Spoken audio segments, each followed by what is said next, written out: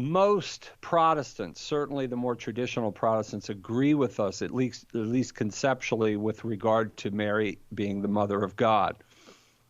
Among evangelicals, fundamentalists, it's a no-go. But again, now our more traditional Protestants don't understand the ramifications involved, what follows from the fact that Mary is the mother of God, but they would at least acknowledge that Jesus Christ is God. Mary is the mother of Jesus. The syllogism is airtight. It follows necessarily Mary is the mother of God. But I was raised, Matt, in a tradition that taught, like Jimmy Swaggart in his book Catholicism versus Christianity, Dr. Walter Martin, who some of your followers or watchers here who are Protestant probably remember. Dr. Walter Martin, at the time, way back in the 70s and 80s, he was probably the most popular Protestant apologist in the world, certainly in the United States.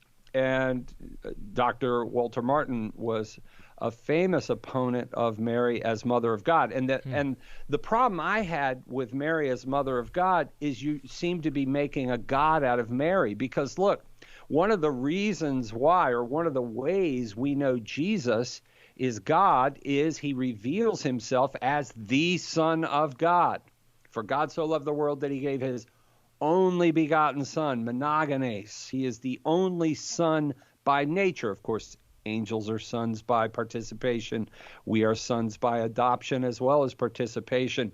But Jesus alone is revealed to be Son by nature. And in that revelation, then, of course, he is revealed as God. And of course, we all agree as Christians on that point. And so, Matt, in my mind, I can remember thinking, when they say Mary's the mother of God, you are ipso facto necessarily saying Mary is God, because a dog gives birth to a dog, cat, cat, human, human, God, God.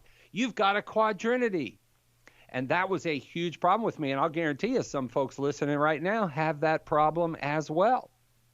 Right. I think some people would say, okay, if you say Mary is the mother of God, you're saying that she's the source of his divinity. And so a lot of Protestants I know, some of them at least, want to say, okay, well, she gave birth to the human nature. What do you say to that? Right, right. You know, this reminds me, in fact, in my book, Behold Your Mother, which I know you've read and memorized, right? Of course. It is honestly one of the best, probably the best book, in fact, the best book I've read on apologetics as it pertains to Mary and what Catholics think of her. Really, really good. Okay, I'll pay you later. Thank you. At any rate, in Behold Your Mother, I make the point there years ago. Oh my gosh, I can't believe that was 1986, Matt. That means I'm officially old. I was 3. But continue. Yes. But there was a debate, and I was excited because I was in the midst of really the throes of my Catholic studies. I was in my final year in the Marine Corps. I'd met my buddy, Sergeant Matt Dooler. For those of you who don't know, this is the guy that got me started toward Rome, and we were going at it, and I hear, oh my goodness, Dr. Walter Martin's going to debate this crazy Jesuit, Father Mitch Pacwa, who I'd never heard of at this time. He was just a young buck, just out of 21 years of the seminary. Literally, he was in the seminary for 21 years, Father Pacwa. Nobody really knew him back then, but he debated Walter Martin. And in that debate, Walter Martin, whose book, The Kingdom of the Cults, I had read and devoured and memorized, read it actually multiple times, still have it, he makes this very point in the debate with Father Pacwa. He says, look, if you accept this syllogism, Jesus is God, Mary's the mother of Jesus, therefore, or Jesus is God, Mary's the mother of Jesus, therefore Mary's the mother of God, well, then you have to then say, God is Trinity, Mary's the mother of God, therefore Mary's the mother of the Trinity, pal. Right? And I'm going, yeah, answer that, you crazy Jesuit, right? And of course, Father Pacwa just calmly responds and says, look, you have an invalid syllogism there, pal. You're equivocating on terms. When you say God is Trinity, that is a true proposition. However, you are not necessarily referring to all 3 persons. Because we have 3 persons of the Blessed Trinity, we can say the Father is God, the Son is God, and the Holy Spirit is God, and we don't have to be referring to all three persons at all times. And so your syllogism fails because, yes, God is Trinity, but Mary, being the mother of God, is not the mother of the Trinity because the Father and the Holy Spirit were not incarnate. It was only the second person of the Blessed Trinity who was incarnate. And I have to tell you, Matt, this was like a first step. It made sense to me, and I'm going, wow, he blew away Walter Martin's syllogism there. But he still didn't answer the question because Martin still had the comeback that, okay, well, even if I say, okay, maybe I was a little bit off here, still the second person of the Blessed Trinity has a divine nature. So if you say Mary's the mother of the second person of the Blessed Trinity, you're still saying she's the source of divinity. And I'll tell you, Walter Martin got torched in this debate, and so did Tim Staples, who was watching it, when Father Pacwa used just a simple analogy of a human marriage and childbirth. And as you know, Matt, and man, it rocked my world back then. I didn't like the fact, that I was wrong here.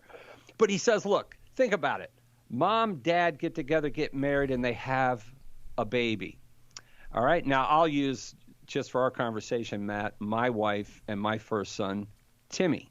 Mm-hmm. Now, when my wife conceived Timmy in her womb, would we say that my wife and I were the source of the human soul of my son? No. And of course we say no, because we're not traducianists, right? No, obviously not. Well, wait a minute.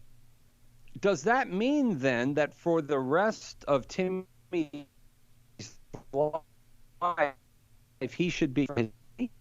Should this mean the rest of his life he should be saying to his mother, hello, mother of my body? Of course not. And why is that? Because even though Val and I, my wife and I, are only the source of the body, physically speaking, that's what we gave to our son. My wife didn't give birth to a body. She didn't even give birth to a nature. She gave birth to a person who is a body-soul composite. And so we say, we are the parents. I am the father. She is the mother of Timmy. Well, in the same way, Father Pacwa points out, when Mary gave birth, did she give birth to a body? No, she did not. She didn't give birth to a body. Did she give birth to a human soul? No. Even though she is only the source of the human body of Jesus, that doesn't mean she is not his mother, right? Because she didn't give birth to a body. She didn't give birth to a nature. She didn't even give birth to two natures. She gave birth to a person. And this is where the debate turned, Matt.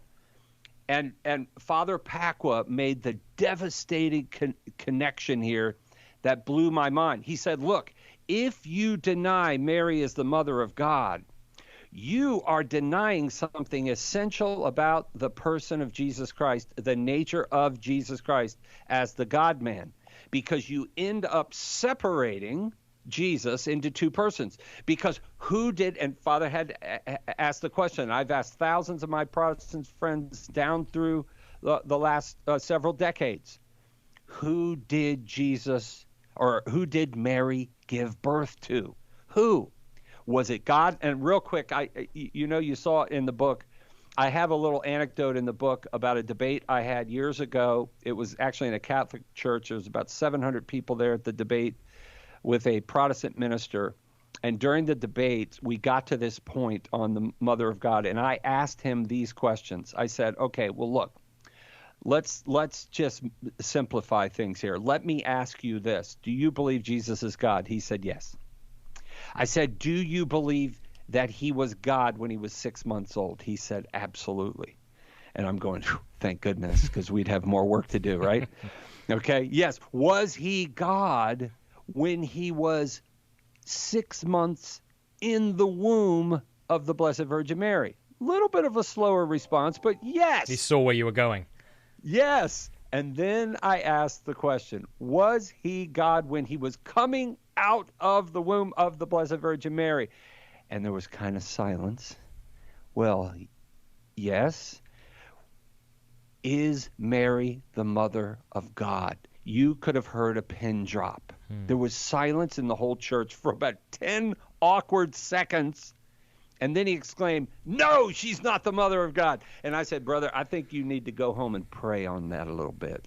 Because I think you know that, yes, she is the mother of God. Because if you acknowledge that Jesus Christ is the God-man, then there is no way around the fact that Mary is, in fact, the mother of God. And that was a huge step for me because I saw it.